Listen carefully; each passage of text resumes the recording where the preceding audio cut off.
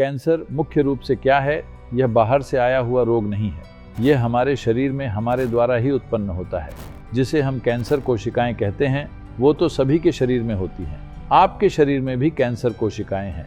बात सिर्फ ये है कि वो बहुत ज़्यादा नहीं है, इसलिए यह हमारे लिए समस्या नहीं है।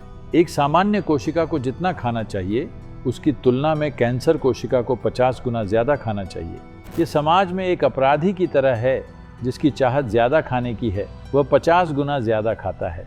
योग शास्त्र में इस बारे में बताया गया है। योग शास्त्र में इन कोशिकाओं को कैंसर नहीं कहा गया है। इस तरह की एक अपराधी कोशिका होती है जो हमारे शरीर में रहती है।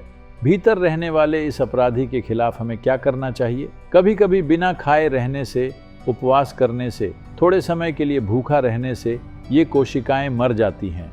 उपवास के समय यह कोशिकाएं जीवित नहीं रह सकती, क्योंकि सामान्य कोशिका की तुलना में उसे 50 गुना अधिक भोजन चाहिए होता है। आप थोड़े समय बिना भोजन रहते हैं तो ये कैंसर कोशिकाएं अपने आप कम हो जाएंगी, ऐसा योग शास्त्र कहता है। अब अगर कैंसर ज़्यादा बढ़ गया है तो खाना न खाकर क्या उसे ख़त्म कर सकते हैं? हमने इस पर प्रयोग करके नहीं देखा है, लेकिन ये पक्का है कि अगर आप थोड़ा भूखा रहना सीख लें तो कैंसर जैसी चीज़ें ज़्यादा नहीं होती। आजकल ये सब इतना आम क्यों हो गया है? क्योंकि लोग अब भूख महसूस ही नहीं करते। ज़्यादातर लोग बस खाते रहते हैं, इसीलिए हर तरह की बीमारियां बढ़ रही हैं।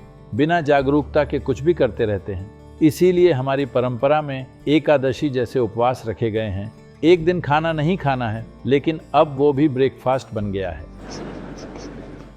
एक दिन उपवास करना ही चाहिए। अगर आप नहीं खाते हैं तो शरीर में जो क्रिमिनल सेल्स होते हैं वो कम हो जाते हैं, इसीलिए ऐसी परंपरा है।